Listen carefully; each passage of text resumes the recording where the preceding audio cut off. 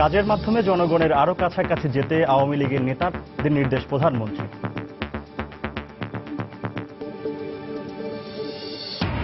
আগামী নির্বাচনের জন্য দলকে প্রস্তুত করাই হবে আওয়ামী লীগের নতুন কমিটির লক্ষ্য। সংবাদ সম্মেলনে নবনির্বাচিত সাধারণ সম্পাদক শুভেচ্ছা বিনিময় করলেন মন্ত্রিসভায়। কাউন্সিলের সমাপনীতে প্রধানমন্ত্রী দেয়া বক্তব্য আজীবন ক্ষমতায় থাকার ষড়যন্ত্রের ইঙ্গিত, মন্তব্য মির্জা ফখরুলের। খেতাবপ্রাপ্ত এবং যুদ্ধাহত মুক্তিযোদ্ধাদের ভাতা বাড়ালো দ্বিগুণের বেশি। গত জানুয়ারি থেকে কার্যকর, উচ্ছ্বসিত জাতির শ্রেষ্ঠ সন্তানরা। এবং মিরপুরের 2 বোনকে মারধরের ঘটনায় মূল হোতা জীবন গ্রেপ্তার।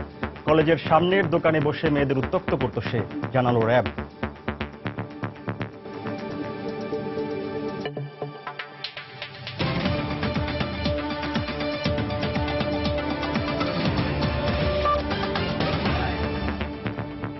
প্রবাসের সময় সঙ্গে রয়েছি আমি তরিকুল ইসলাম সৌরভ। সরকারের উন্নয়ন কর্মকাণ্ড জনগণের কাছে তুলে ধরতে নেতাকর্মীদের নির্দেশ দিয়ে আওয়ামী লীগ সভাপতি প্রধানমন্ত্রী শেখ হাসিনা বলেছেন, কাজের মাধ্যমে জনগণের কাছাকাছি গিয়ে ভোট বাড়াতে হবে। সোমবার সন্ধ্যায় গণভবনে বিভিন্ন জেলার সভাপতি এবং সাধারণ সম্পাদক সহ নবনির্বাচিত কমিটির সদস্যরা শেখ হাসিনাকে শুভেচ্ছা জানাতে গেলে এই কথা বলেন তিনি। এ সময় প্রধানমন্ত্রী বলেন, আওয়ামী লীগ ক্ষমতায় আসলে যে দেশের উন্নয়ন হয় সেটা তাদের বোঝাতে হবে। আমরা চাই এই আওয়ামী লীগটা আরো শক্তিশালী হবে এবং দেশ ও জনগণের সেবা করবে, কারণ মানুষের সেবার মধ্য দিয়ে, মানুষকে সেবা দিয়ে মানুষের মন জয় করতে হবে। আর এই মন জয় করেই আমাদের ভোটার বাড়াতে হবে। এটা হচ্ছে বাস্তব কথা। আজকে মানুষের কাছে এটা স্পষ্ট যে একমাত্র আওয়ামী লীগই সত্যিকার দেশের জন্য কাজ করে, দেশের সেবা করে।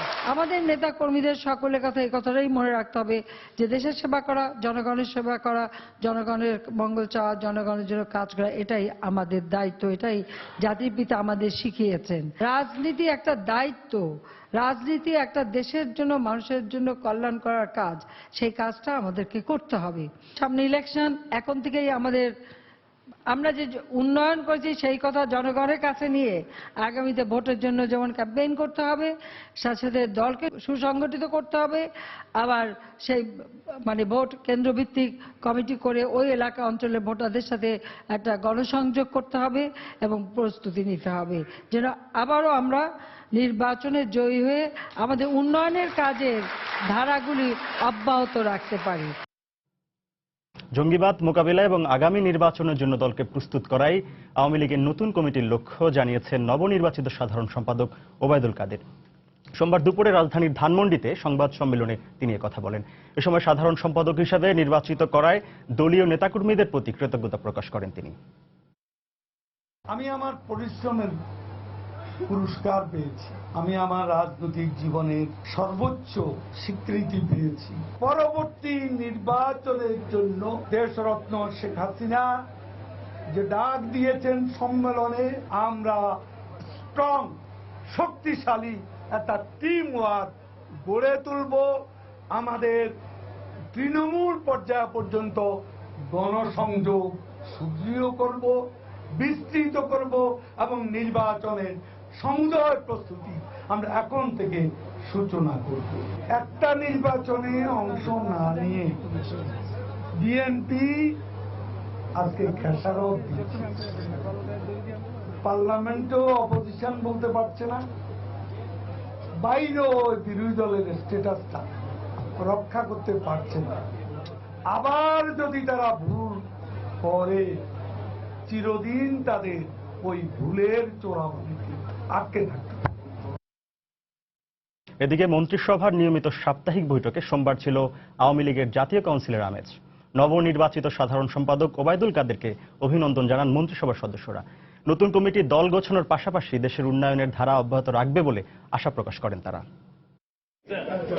আওয়ামী লীগের দুদিনব্যাপী জাতীয় সম্মেলন শেষে সোমবার মন্ত্রিসভার প্রথম বৈঠকে ঘিরেছিল কাউন্সিলের আমেজ। সড়ক পরিবহন ও সেতুমন্ত্রী ওবায়দুল কাদের আওয়ামী লীগের নতুন সাধারণ সম্পাদক নির্বাচিত হওয়ায় বৈঠকের মধ্যমণি হয়ে ওঠেন তিনি। মন্ত্রিপরিষদ সদস্যরা তাকে শুভেচ্ছা জানান, কুশল বিনিময় করেন। এ সময় ওবায়দুল কাদের কোলাকুলি করেন সদ্য বিদায়ী সাধারণ সম্পাদক সৈয়দ আশরাফের সঙ্গে। তাকে বুকে টেনে নেন প্রবীণ নেতা আমির হোসেন আমু। আওয়ামী লীগের সভাপতি মণ্ডলীতে নতুন যোগ দেওয়া নুরুল ইসলাম নাহিদের সঙ্গেও কুশল বিনিময় করেন। বৈঠক শেষে নতুন কমিটি সম্পর্কে সাংবাদিকদের প্রতিক্রিয়া জানান আওয়ামী লীগ নেতারা। আওয়ামী লীগ এখন নির্বাচনের মাঠের জন্য প্রস্তুত হচ্ছে। আগামী নির্বাচনকে জন্য প্রস্তুতি করার জন্যই এই আজকের সাধারণ সম্পাদকের একটা বড় চ্যালেঞ্জ হবে। অগণতান্ত্রিক শক্তির বিরুদ্ধে অপশক্তির বিরুদ্ধে দলকে সংগঠিত করে আগামী নির্বাচনের জন্য প্রস্তুতি গ্রহণ করা, এটা হচ্ছে তার কাছে বড় চ্যালেঞ্জ। এবং আমি বিশ্বাস করি বর্তমানে যিনি সেক্রেটারি যাকে নির্বাচিত করা হয়েছে তিনি এই চ্যালেঞ্জ মোকাবিলা করতে সক্ষম হবেন। দল গোছানোর পাশাপাশি নতুন কমিটি দেশের উন্নয়নের ধারা অব্যাহত রাখবে এমনই প্রত্যাশা তাদের। দেশকে মুক্তিযুদ্ধের চেতনার ভিত্তিতে আমাদের 2021 সালের মধ্যে এই লক্ষ্যে পৌঁছানো, এবং সেই ধারায় আমরা ইতিমধ্যেই অনেক দূরে গিয়েছি, এবং সেই ধারাবাহিকতা রক্ষা করাটা সব থেকে গুরুত্বপূর্ণ। যার জন্য নির্বাচন শুধু আওয়ামী লীগ ক্ষমতায় যাওয়ার জন্য না, এই ধারাবাহিকতাকে অব্যাহত রেখে ওই লক্ষ্য অর্জন করবার জন্য। এদিকে নতুন কমিটি নিয়ে প্রতিক্রিয়া জানতে চাইলে সাংবাদিকদের সাথে কোনো কথা বলেননি বিদায়ী সাধারণ সম্পাদক সৈয়দ আশরাফুল ইসলাম। প্রশ্ন আশিস, সময় সংবাদ, ঢাকা। খেতাবপ্রাপ্ত এবং যুদ্ধাহত মুক্তিযোদ্ধা এবং শহীদ পরিবারের মাসিক সম্মানী ভাতা বাড়িয়েছে সরকার। সোমবার সকালে সচিবালয়ে মন্ত্রিসভার নিয়মিত বৈঠকে খেতাবপ্রাপ্ত বীর মুক্তিযোদ্ধাদের সম্মানী ভাতা বিতরণ নীতিমালা 2016-এর খসড়া এবং খেতাবপ্রাপ্ত মুক্তিযোদ্ধা এবং শহীদ পরিবার বর্গের মাসিক সম্মানী ভাতা বাড়ানোর প্রস্তাব অনুমোদন দেওয়া হয়। এদিকে সরকারের এই সিদ্ধান্তে খুশি জাতির শ্রেষ্ঠ সন্তানরা। লাল সবুজের বাংলাদেশ গড়ার কারিগরদের ঋণ জাতি হয়তো কোনো কিছু দিয়েই শোধ করতে পারবে না, কিন্তু সময়ের সেই শ্রেষ্ঠ সন্তান ও তাদের পরিবারবর্গকে সম্মান জানাতে চালু হয়েছিল সম্মানী ভাতার প্রথা। সোমবার মন্ত্রিসভার বৈঠকে বিদ্যমান সেই ভাতা আরও বাড়ানোর প্রস্তাব অনুমোদন দেওয়া হয়েছে। প্রস্তাব অনুযায়ী 7 জন বীরশ্রেষ্ঠের ভাতা 12,000 টাকা থেকে বাড়িয়ে 30,000 টাকা করা হয়েছে। 68 জন বীর উত্তমের ভাতা 10,000 থেকে বাড়িয়ে 25,000, বীর বিক্রমদের 8,000 থেকে বাড়িয়ে 20,000 এবং বীর প্রতীকদের মাসিক ভাতা 6,000 থেকে বাড়িয়ে 15,000 টাকা করা হয়েছে। এছাড়া এ শ্রেণীর যুদ্ধাহত মুক্তিযোদ্ধাদের মাসিক ভাতা 30,000 থেকে বাড়িয়ে 45,000 টাকা, বি শ্রেণীর যুদ্ধাহত মুক্তিযোদ্ধাদের ভাতা 20,000 থেকে বাড়িয়ে 35,000 টাকা, সি শ্রেণীর 16,000 থেকে বাড়িয়ে 30,000 টাকা এবং ডি শ্রেণীর মুক্তিযোদ্ধাদের মাসিক ভাতা 9,700 থেকে বাড়িয়ে 25,000 টাকা করা হয়েছে। শহীদ পরিবারের সদস্যদের মাসিক ভাতা 15,000 থেকে বাড়িয়ে 30,000 টাকা করা হয়েছে। যুদ্ধাহত মুক্তিযোদ্ধাদের মাসিক ভাতা 15,000 থেকে বেড়ে হয়েছে 25,000 টাকা, আর বীরশ্রেষ্ঠ শহীদ পরিবারের ভাতা 28,000 থেকে বাড়িয়ে 35,000 টাকা করা হয়েছে। সভা শেষে মন্ত্রিপরিষদ সচিব এসব তথ্য জানিয়েছেন। শহীদ পরিবারের ভাতা ছিল 15,000, ওটাকে ডাবল করে 30,000 করা হয়েছে। আর যুদ্ধাহত পরিবার তাদের 15,000 ছিল 25,000 করা হয়েছে। বীরশ্রেষ্ঠ 7 জন আপনারা জানেন, বীর উত্তম 68, বীর বিক্রম 175, আর বীর প্রতীক 426। এ শ্রেণীর আছে 20 জন, বি শ্রেণী 146 জন, আর সি শ্রেণী 2,329 জন, আর ডি শ্রেণী 2,532 জন, আর শহীদ পরিবার হলো 2,500, যুদ্ধাহত পরিবার হলো 303। এদিকে সরকারের এই সিদ্ধান্তে খুশি জাতির সেই সব সূর্য সন্তানেরা। এই পর্যন্ত কয়েকবার বৃদ্ধি করছেন এবং এখন যে ভাতা বৃদ্ধি করছেন তার জন্য ওনারে অশেষ ধন্যবাদ।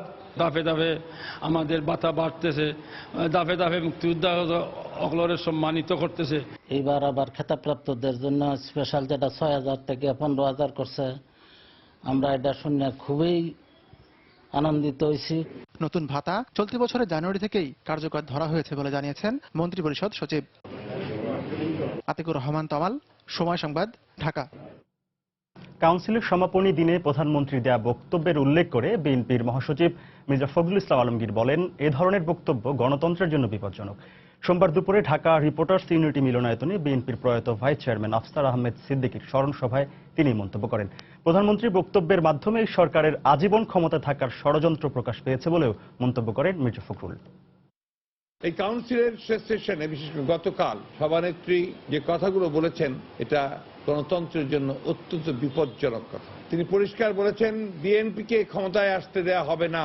এর সঙ্গে তিনি এটাও বলেছেন আগামীবার আওয়ামী লীগকে ক্ষমতায় আসতেই হবে যে কোনো মূল্যে। এই কথাগুলো থেকে পরিষ্কার হয়ে গেছে যে তাদের লক্ষ্য কি এবং তারা কি করতে চান। নির্বাচনের জন্য প্রস্তুত হতে বলেছে। প্রস্তুতির দরকার কি? আপনারা তো গতবার রাষ্ট্রযন্ত্রকে ব্যবহার করে ক্ষমতায় চলে এসেছেন বিনা ভোটেই। ভোটেরই বা দরকার কি? ঘোষণা করে দিলেই হয় যে আমরা আবার 5 বছরের জন্য ক্ষমতায় চলে গেলাম, তাহলেই তো হয়ে যায়। এই যে একটা নাটক, এই নাটকের প্রয়োজন তো নেই। প্রবাসের সময় আরো থাকছে, প্রেমের প্রস্তাবে রাজি না হয় এবার ঝিনাইদহ স্কুল ছাত্রীকে ছুরিকাঘাত করল এক বখাটে, দোষীর দৃষ্টান্তমূলক শাস্তির দাবি পরিবারের। এবং নারায়ণগঞ্জের শিক্ষক শ্যামল কান্তিকে লাঞ্ছনার ঘটনায় বিচার বিভাগীয় তদন্ত শুরু, শিক্ষকের বিরুদ্ধে অভিযোগকারী ছাত্রের জিজ্ঞাসাবাদ।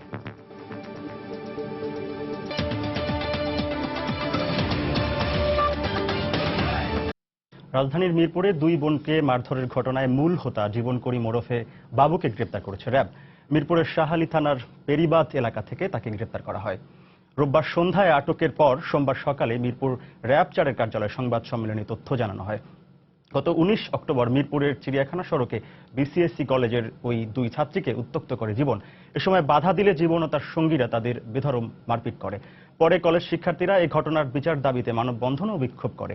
র্যাব জানায়, বিসিএসসি কলেজের সামনের ফুটপাতে জীবনের দোকান আছে, সে কলেজের সামনে দোকানে বসে নিয়মিত মেয়েদের উত্ত্যক্ত করত বলেও জানায় র্যাব। যে অন্যায়টা করছে সে জানিয়েছে, তার সাথে আমরা আরো অনেক তথ্য প্রমাণ নেওয়ার চেষ্টা করতেছি এবং তথ্যপত্র সংগ্রহ করার চেষ্টা করছি যে ওই এলাকায় কারা কারা এই জাতীয় করে। কাগজ কলমে যদি বলেন, মানে খাতাপত্রে সেই প্রথম এই জাতীয়, কিন্তু সে এলাকার এর আগে থেকে একটু দুষ্ট বখাটে টাইপ ছেলে হিসেবে ছিল এবং ওখানে যারা ব্যবসা করে সে নামে কিন্তু স্টুডেন্ট, ঠিকই স্টুডেন্ট হিসেবে তার লেখাপড়াও চালাচ্ছে, কিন্তু অ্যাট দ্য সেম টাইম দেখেন সে ব্যবসা করতেছে এবং একটা দখলকৃত জায়গায় যেখানে একটা ক্রাইম জোনের মধ্যে। তো এইখানে মূলত আপনারা যারা ওই এলাকার সাথে সম্পৃক্ত এবং যুক্ত জানেন যে ওইখানে খুব ভালো যারা, তারা কখনো ওই এলাকায় যে বিজনেস করতে যায় না অথবা সম্ভবপর না। প্রধানমন্ত্রীর তথ্য এবং যোগাযোগ প্রযুক্তি বিষয়ক উপদেষ্টা সজীব অজেদ জয় বলেছেন, পিছিয়ে পড়া জনগোষ্ঠীকে এগিয়ে নিতে কাজ করে যাচ্ছে বর্তমান সরকার। সোমবার বিকেলে প্রধানমন্ত্রীর কার্যালয়ে ভিডিও কনফারেন্সের মাধ্যমে সিরাজগঞ্জের রায়গঞ্জ উপজেলার আইটি কাম কারিগরি প্রশিক্ষণ ইনস্টিটিউটের উদ্বোধনী অনুষ্ঠানে এ মন্তব্য করেন। বর্তমান সরকার শিক্ষা এবং প্রশিক্ষণের সবচেয়ে বেশি গুরুত্ব দিচ্ছে মন্তব্য করে জয় বলেন, পিছিয়ে পড়া জনগোষ্ঠীর উন্নয়ন হলেও দেশের সামগ্রিক উন্নয়ন ঘটবে। অনুষ্ঠানে আইসিটি প্রতিমন্ত্রী জুনায়েদ আহমেদ পলক, ডাক ও টেলিযোগাযোগ প্রতিমন্ত্রী তারানা হালিম সহ প্রধানমন্ত্রীর কার্যালয়ের ঊর্ধ্বতন কর্মকর্তারা উপস্থিত ছিলেন। আওয়ামী লীগ সরকারের এবং আমাদের প্রধানমন্ত্রী শেখ হাসিনার পরিকল্পনা যে সারা দেশের, আমাদের দেশের মানুষকে নিজের পায়ে দাঁড়ানোর সেই সুযোগটা গড়ে তোলা। সেই কারণেই আমরা গুরুত্ব দিয়েছি শিক্ষার উপর এবং প্রশিক্ষণের উপর। 3 দফা সময় বাড়ানো হলেও নিজস্ব ক্যাম্পাসে যেতে পারেনি দেশের 40টি বেসরকারি বিশ্ববিদ্যালয়। বিপণী বিতান বা হাসপাতালের উপরে কক্ষ ভাড়া নিয়ে চলছে অনেক বিশ্ববিদ্যালয়ের শিক্ষা কার্যক্রম। এজন্য বিশ্ববিদ্যালয়ের কর্তৃপক্ষ দুষছেন সরকারের নানা আইনি জটিলতাকে। তবে শিক্ষা মন্ত্রণালয় বলছে, ডিসেম্বরের মধ্যে নিজস্ব ক্যাম্পাসে না গেলে কঠোর হবেন তারা। তাহিয়া রুবায়েত তপলার রিপোর্ট। বেসরকারি বিশ্ববিদ্যালয় আইন অনুযায়ী বিশ্ববিদ্যালয় শুরুর 7 বছরের মধ্যেই স্থায়ী ক্যাম্পাসে শিক্ষা কার্যক্রম চালাতে হবে, কিন্তু অধিকাংশ বিশ্ববিদ্যালয়ই শুরু থেকে এই আইনটি উপেক্ষা করে গেছে। এ নিয়ে তৃতীয়বারের মতো ইউজিসির বেঁধে দেয়া সময়ও শেষ হতে যাচ্ছে এ বছরের ডিসেম্বরে। তবে 7 বছর হয়েছে এমন পুরনো 52টি বেসরকারি বিশ্ববিদ্যালয়ের মধ্যে বর্তমানে মাত্র 12টি বিশ্ববিদ্যালয়ে রয়েছে নিজস্ব ক্যাম্পাস। বাকি বিশ্ববিদ্যালয়গুলো নিজেদের ক্যাম্পাসে যেতে না পারার কারণ হিসেবে দায়ী করছেন সরকারের নানা জটিলতাকে। অনেক ইউনিভার্সিটি জমি কিনেছে, তারপরে রাজুকের অনুমোদনের জন্য সেখানে অনেক দিন সময় লাগে। ইউনিভার্সিটি গ্রান্টস কমিশন থেকে রাজুকে একটা লিয়াজও করে দিতে পারতো যে যেসব প্ল্যান দেওয়া হবে ইউনিভার্সিটির জন্য সেগুলো খুব দ্রুত সলভ করা হবে। যারা প্রাইভেট বিশ্ববিদ্যালয়ের মালিক হন, নতুন যারা অনুমতি পান, তারা সবাই সরকার সমর্থক। যেহেতু বড় অঙ্কের বিনিয়োগ করছে, তাদের পক্ষে সরকারকে হাত করে নেওয়াটা অনেক সহজ। অভিযোগ রয়েছে কিছু কিছু বিশ্ববিদ্যালয় অন্য জায়গায় স্থায়ী ক্যাম্পাসের নাম দিয়ে রাজধানীতে শাখা ক্যাম্পাস হিসেবে ভাড়া বাড়িতে শিক্ষা কার্যক্রম চালাচ্ছে। স্বল্প পরিসরে শিক্ষা কার্যক্রম চালানো অনেকে মূলত চালিয়ে যাচ্ছে সার্টিফিকেট বাণিজ্য। সরকারের পক্ষ থেকে বলা হচ্ছে, নির্ধারিত সময়ের মধ্যে নিজস্ব ক্যাম্পাসে ফিরে না গেলে এবার কঠোর ব্যবস্থা নেওয়া হবে। কোন কোন বিশ্ববিদ্যালয় ছাত্র নাই, শিক্ষক নাই, তাদের সার্টিফিকেট পাওয়া যায় এরকম অভিযোগ আছে। অনেকগুলো আছে তারা এখন কোর্টের রায় নিয়ে, স্টে অর্ডার নিয়ে টিকে আছে। তা আমরা এগুলো রাখবো না। যারা ব্যবসা করতে চায়, যারা লেখাপড়া করাতে চায় না, এদের। সংশ্লিষ্টরা বলছেন, নিজস্ব ক্যাম্পাসে ফিরতে বিশ্ববিদ্যালয়গুলোকে যেমন সরকারের প্রয়োজনীয় সহযোগিতা দিতে হবে, পাশাপাশি যারা আইন মানছেন না তাদের ব্যাপারেও বারবার সময় না বাড়িয়ে সরকারকে কঠোর হতে হবে। তাহিয়া রুবাইয়া তপলা, সময় সংবাদ, ঢাকা। প্রবাসের সময় আরো থাকছে, জনমত জরিপে পিছিয়ে থাকার কথা স্বীকার করলেও জয়ের ব্যাপারে আশাবাদী ট্রাম্প। ক্ষমতায় গেলে ট্রাম্পের ফাঁকি দেয়া কর আদায় করা হবে বললেন হিলারি।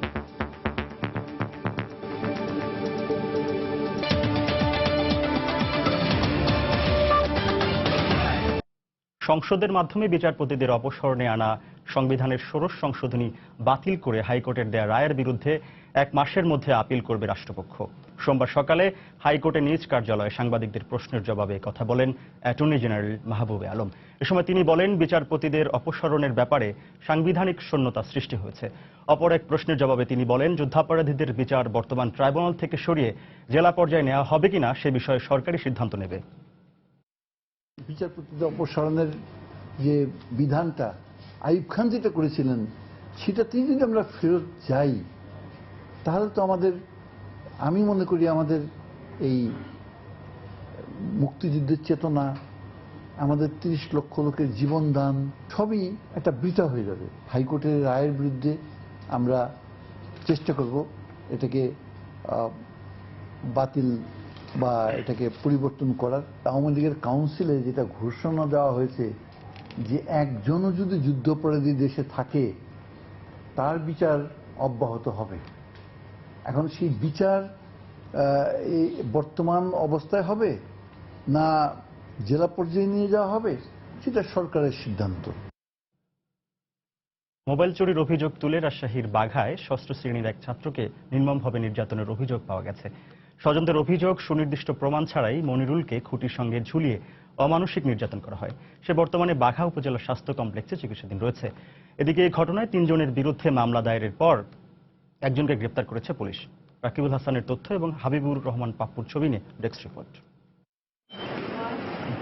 এলাকাবাসী জানায়, সোমবার সকালে বাঘা উপজেলার নারায়ণপুর গ্রামে রাজশাহী পুলিশ লাইনে কর্মরত কনস্টেবল হাফিজুর রহমানের বাড়ি থেকে মোবাইল চুরি হয়। এ ঘটনায় প্রতিবেশী মিঠুর ছেলে মনিরুল ইসলামকে সন্দেহ করা হয়। স্বজনদের অভিযোগ, দুপুরে তাকে বাড়ি থেকে ধরে নিয়ে যায় হাফিজুর ও তার 2 ভাই। পরে মনিরুলকে স্থানীয় বাজারে নিয়ে খুঁটির সঙ্গে উল্টো করে ঝুলিয়ে নির্মম নির্যাতন চালায় তারা। প্রত্যক্ষদর্শীরা জানান, মনিরুলের আরতি এবং স্থানীয়দের অনুরোধকে অগ্রাহ্য করে বেধড়ক পেটানো হয় তাকে।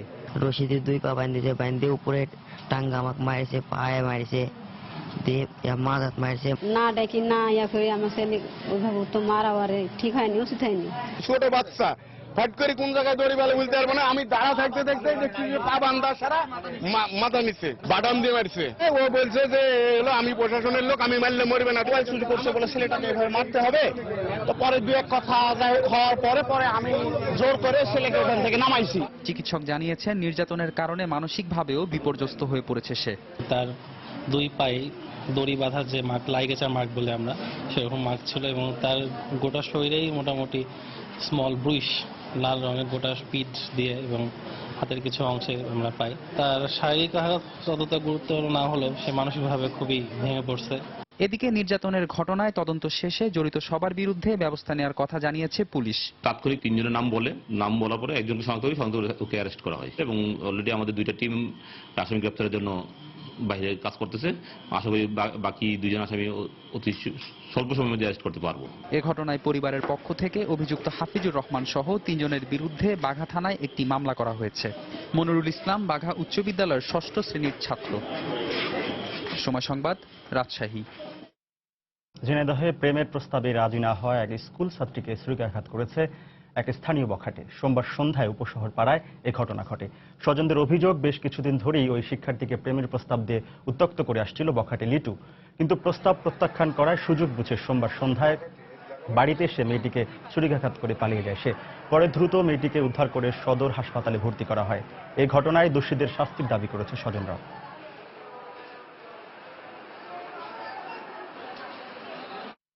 নারায়ণগঞ্জের শিক্ষক শ্যামল কান্তি ভক্তের লাঞ্ছনার ঘটনায় তদন্তে কাজ শুরু করেছে বিচার বিভাগীয় তদন্ত কমিটি। সোমবার সকালে বন্দর পিয়ার সত্তার লতিফ উচ্চ বিদ্যালয়ের মেট্রোপলিটন চিফ ম্যাজিস্ট্রেট হাফিজুর রহমানের নেতৃত্বে একটি দল স্কুলে যায়। তদন্ত কমিটি শিক্ষকের বিরুদ্ধে অভিযোগকারী 10ম শ্রেণীর ছাত্র রিফাত হাসানকে জিজ্ঞাসাবাদ করে।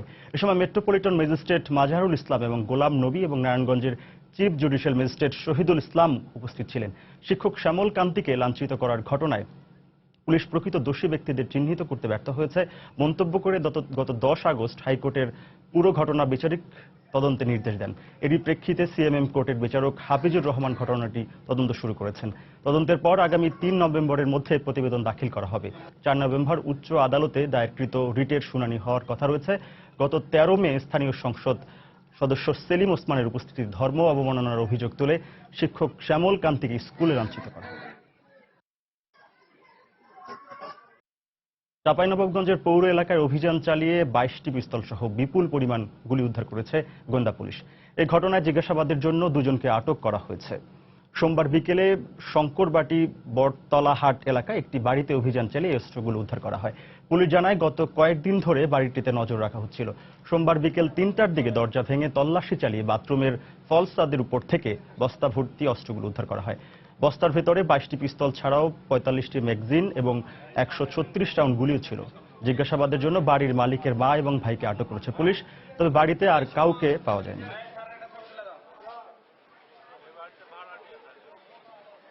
এবার প্রবাসের খবর। প্রবাসী বাঙালিদের সবচেয়ে বড় সংগঠন বাংলাদেশ সোসাইটি অফ নিউ ইয়র্কের নতুন নেতৃত্ব করেছে প্রবাসী বাংলাদেশিরা। সভাপতি এবং সাধারণ সম্পাদক পদে কামাল রুহুল পরিষদের কামাল আহমেদ এবং রুহুল আমিন বিপুল ভোটের ব্যবধানে নির্বাচিত হয়েছেন।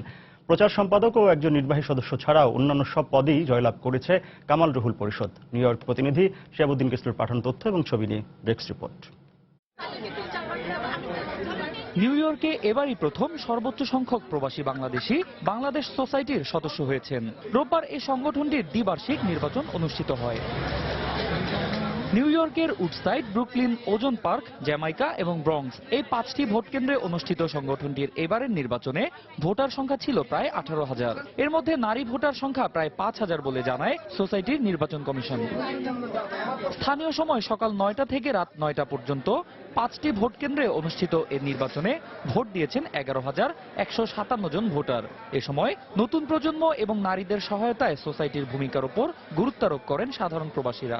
আমাদের বাংলাদেশের যে সাধারণ জনগণ বা অনেক জায়গায় অসহায় মহিলারা আছেন, ওনাদের উপকার, তারপরে সাধারণ জনগণের জন্য কোনো বিপদ আপদ হয় তখন তাদের জন্য তারা সাহায্য করতে এগিয়ে আসেন। যেখানে যে মানুষের যে প্রয়োজন আছে সেই প্রয়োজনে বাংলাদেশ সোসাইটি যেন পাশে গিয়ে দাঁড়ায়, এটাই আমাদের কাম্য। তারা পরিপূর্ণভাবে এটা কাজ করবে এবং কি নতুন কিছু আমাদেরকে দেবে যেটা আমাদের কমিউনিটির জন্য ভালো। মধ্যরাতে নির্বাচনের ফলাফল ঘোষণা করেন প্রধান নির্বাচন কমিশনার। এর পরপরই সমর্থকদের মাঝে মিষ্টি বিতরণ করেন বিজয়ীরা। এ সময় কমিউনিটিকে ঐক্যবদ্ধ করে সবসময় তাদের পাশে থাকার অঙ্গীকার করেন নবনির্বাচিত সভাপতি ও সাধারণ সম্পাদক। যারা এখানে বয়স্ক আছেন তাদেরকে সেবা দেওয়া, সাথে সাথে যারা ইংরেজি কম জানেন তাদেরকে ইংরেজি শিক্ষার ব্যবস্থা করে দেওয়া, এইগুলো কাজ আমরা প্রথমের দিকে হাতে নিব। আমরা চাই আমাদের প্রবাসী যে সংগঠনগুলো আছে সকল সংগঠনের অ্যাটলিস্ট সভাপতি সেক্রেটারির মাধ্যমে আমরা একসাথে হয়ে এগুলা আমরা আগায় নিয়ে যাব। বাংলাদেশ সোসাইটির এবারের নির্বাচনে বিজয়ীরা প্রকৃত অর্থে বাঙালিদের সার্বিক উন্নয়নে কাজ করবেন বলেই প্রত্যাশা প্রবাসী বাংলাদেশিদের। সময় সংবাদ, নিউ ইয়র্ক, যুক্তরাষ্ট্র। বাংলাদেশ ও ভারতের সীমান্তরক্ষীদের মধ্যে সম্পর্ক উন্নয়নের লক্ষ্যে বেনাপোল পেট্রাপোল সীমান্তে এক মনোজ্ঞ সাংস্কৃতিক অনুষ্ঠান এবং যৌথ কুচকাওয়াজ অনুষ্ঠিত হয়েছে। সেখানে পাকিস্তান এবং ভারতের বিরোধপূর্ণ কাশ্মীর সীমান্তে প্রতিনিয়ত গোলাগুলি ও হত্যার ঘটনা ঘটছে। সেখানে বাংলাদেশ ও ভারতের এমন উদ্যোগ শান্তি এবং বন্ধুত্বের দৃষ্টান্ত স্থাপন করবে বলে প্রত্যাশা দুদেশের সীমান্তরক্ষী বাহিনীর সদস্যদের। সোমবার সকালে বেনাপোল পেট্রাপোল সীমান্তে দুদেশের শিল্পীরা গান এবং দলীয় নৃত্য পরিবেশন করেন। পরে যৌথ কুচকাওয়াজে অংশ নেন দুই দেশের সীমান্তরক্ষীরা। জনমত জরিপে পিছিয়ে থাকার বিষয়টি স্বীকার করে নিয়েছে ডোনাল্ড ট্রাম্পের প্রচারণা শিবির। এতদিন ট্রাম্প জরিপ সংস্থাগুলোর বিরুদ্ধে পক্ষপাত দুষ্টের অভিযোগ তুললেও সোমবার তার প্রচার ব্যবস্থাপক কেলিয়ান কনওয়ে জরিপে পিছিয়ে থাকার বিষয়টি স্বীকার করেন। তবে এখনো জয়ের ব্যাপারে আশাবাদী ট্রাম্প শিবির। এদিকে নর্থ ক্যারোলাইনায় প্রচারণে গিয়ে হিলারি ক্লিন্টন বলেন, ক্ষমতায় গেলে ট্রাম্প যে 20 বছর ধরে কর ফাঁকি দিচ্ছেন তা আদায় করবেন তিনি। নির্বাচনের বাকি আর মাত্র 2 সপ্তাহ। টানটান উত্তেজনা প্রধান দু দল ডেমোক্র্যাট আর রিপাবলিকান প্রার্থীর মধ্যে। যদিও জনমত জরিপগুলোতে বরাবরই এগিয়ে রয়েছেন ডেমোক্রেটিক প্রার্থী হিলারি ক্লিন্টন, তারপরও শেষ মুহূর্তে বাজিমাত করার আপ্রাণ চেষ্টা ডোনাল্ড ট্রাম্পের। রোববার ফ্লোরিডায় নির্বাচনী প্রচারণায় নারী বিদ্বেষী আখ্যা পাওয়া এই প্রেসিডেন্ট পদপ্রার্থীকে দেখা যায় তার কথার সুর পাল্টাতে। Those polls are আমি বলবো জরিপের ফলগুলো একেবারেই ভুল, কারণ পুরুষের চাইতে নারীরাই আমাকে বেশি সমর্থন করছেন। আর এর প্রমাণ আমার কাছে রয়েছে। আমাকে সমর্থন দেওয়ার জন্য নারীদের ধন্যবাদ জানাচ্ছি আমি। একদিকে ট্রাম্প যখন আবারও জরিপ সংস্থার নিরপেক্ষতা নিয়ে প্রশ্ন তুলেছেন, তখন আরেকদিকে ট্রাম্পের প্রচার ব্যবস্থাপক এক সাক্ষাৎকারে জনমত জরিপে প্রতিপক্ষের এগিয়ে থাকার বিষয়টি স্বীকার করে নেন। তিনি বলেন, পিছিয়ে থাকলেও জয়ের ব্যাপারে এখনো আশাবাদী তারা। হিলারি ক্লিনটনের সবচেয়ে বড় সুবিধা হচ্ছে তার হয়ে দুজন প্রেসিডেন্ট প্রচারণা চালাচ্ছেন, একজন তার স্বামী বিল ক্লিনটন এবং আরেকজন বর্তমান প্রেসিডেন্ট বারাক ওবামা। এসব দিক থেকে তিনি এগিয়ে রয়েছেন বটে, তবে শেষ মুহূর্তে জয়ের ব্যাপারে আশাবাদী আমরা। সবশেষ জরিপ অনুযায়ী এখনো 12 পয়েন্টে হিলারি চেয়ে পিছিয়ে রয়েছেন ট্রাম্প। এমন অবস্থায় নর্থ ক্যারোলাইনার মতো দোদুল্যমান রাজ্যে নিজের নির্বাচনী প্রচারণায় ট্রাম্পকে ধরাশায়ী করতে আবারও তার কর ফাঁকি দেওয়ার বিষয়টি তুলে ধরেন হিলারি। আমরা কি জানতে পারলাম আমাদের প্রতিপক্ষ সম্পর্কে? যে একজন প্রেসিডেন্ট পদপ্রার্থী কর ফাঁকি দিয়েছেন। আমি নির্বাচিত হলে তাকে সুযোগ করে দিব এতদিনে সেসব কর দেওয়ার।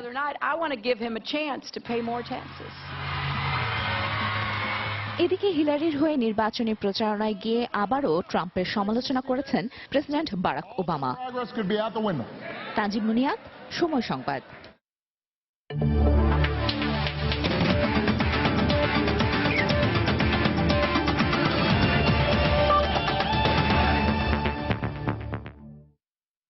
খেলার খবর। ইংল্যান্ডের বিপক্ষে ঢাকার দ্বিতীয় এবং শেষ টেস্টের জন্য 15 সদস্যের দল ঘোষণা করেছে বাংলাদেশ ক্রিকেট বোর্ড। চোটের কারণে দল থেকে বাদ পড়েছেন পেসার শফিউল ইসলাম। প্রথমবারের মতো ডাক পেয়েছেন অলরাউন্ডার মোসাদ্দেক হোসেন সৈকত এবং পেসার শুভাশিস রায়।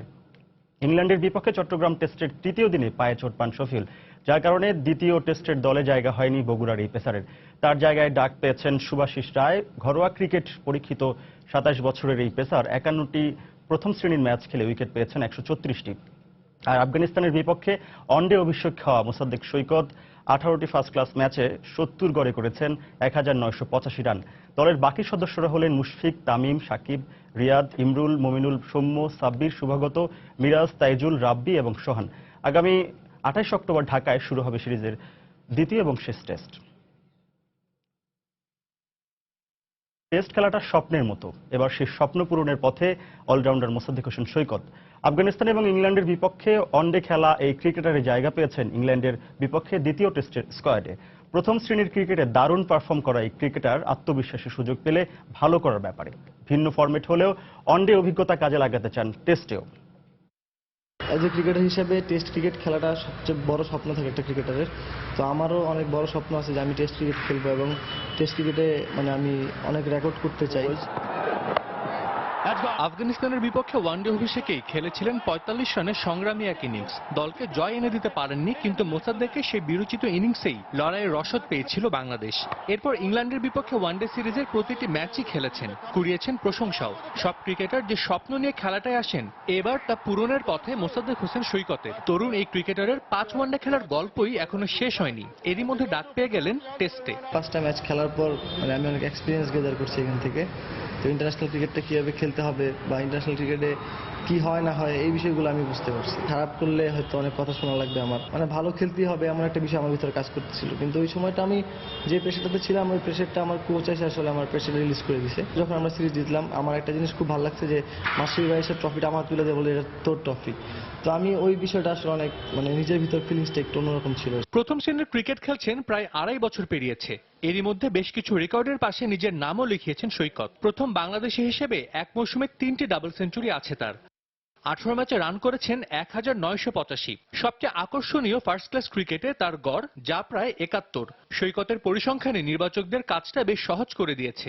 এবার আস্থার প্রতিদান দেওয়ার অপেক্ষায় ময়মনসিংহের এই ক্রিকেটার। আমি যখন ইন্টারন্যাশনাল ওয়ানডে খেলি তখন ম্যানেজমেন্ট থেকে আমাকে যেভাবে বলা হয়েছে আমি ঠিক সেভাবে খেলার চেষ্টা করছি। আমি এখন সুযোগের অপেক্ষায় আছি, হয়তো সুযোগ পাইলে আমি আমার পারফরমেন্সটা শো করার চেষ্টা করব। শুধু ব্যাটিংই না, পার্ট টাইম অফিস স্পিনও ভালোই করেন মোসাদ্দেক। ঢাকা টেস্টের উইকেট দেখে নির্ধারিত হবে একাদশ। তবে বোলিং এর বিষয়টি বিবেচনায় আনলে মিরপুরে হয়তো টেস্ট ক্যাপ পড়তে পারেন মোসাদ্দেক। সাজিদ মুস্তাহিদ, সময় সংবাদ, ঢাকা। ফ্রান্সের মূলধারার দলের সঙ্গে ক্রীড়া প্রতিযোগিতার সুযোগ করে দেওয়ার মাধ্যমে বাংলাদেশি প্রতিভাবান খেলোয়াড়দের বের করে আনতে হবে বলে জানান ফ্রান্সের প্রবাসী বাংলাদেশিরা। ফ্রান্সের প্যারিসের লা কর্ন মাঠে সিলেট শাহজালাল স্পোর্টিং ক্লাব আয়োজিত ফুটবল টুর্নামেন্টের সমাপনী খেলা শেষে পুরস্কার বিতরণ অনুষ্ঠানে মন্তব্য করেন তারা। খেলাতে অংশগ্রহণ করা লা প্লেন একাদশ বনাম 11 স্টার 1-0 গোলে লা প্লেন একাদশকে পরাজিত করেন 11 স্টার। সংগঠনের সভাপতি ফয়সাল উদ্দিনের সভাপতিত্বে ও সাধারণ সম্পাদক রিয়াজুল ইসলামের পরিচালনায় এই পুরস্কার বিতরণী সভায় প্রধান অতিথি হিসেবে বক্তব্য রাখেন অল ইউরোপিয়ান অ্যাসোসিয়েশন আইএবার মহাসচিব কাজী এনায়েতুল্লাহ সহ আরো অনেকে। এ পর্যায়ে শীর্ষ সংবাদগুলো জানিয়ে দিচ্ছে আরেকবার। কাজের মাধ্যমে জনগণের আরো কাছাকাছি যেতে আওয়ামী লীগের জেলা নেতাদের নির্দেশ প্রধানমন্ত্রী।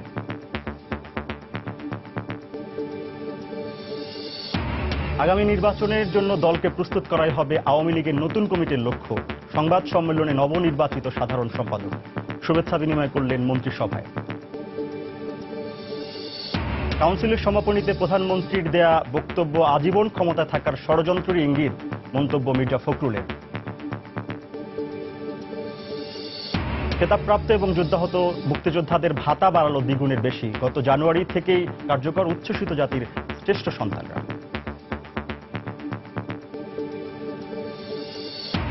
এবং মিরপুরের 2 বোনকে মারধরের ঘটনায় মূল হোতা জীবন গ্রেপ্তার। কলেজের সামনের দোকানে বসে মেয়েদের উত্ত্যক্ত করত সে, জানালো র্যাব।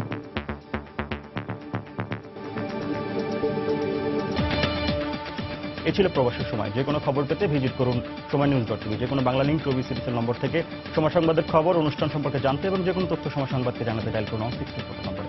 এছাড়া এইমাত্র পাওয়া খবর মোবাইলে পেতে SMS করুন *DN লিখে পাঠিয়ে দিন 162 নম্বরে। সঙ্গেই থাকুন সময়।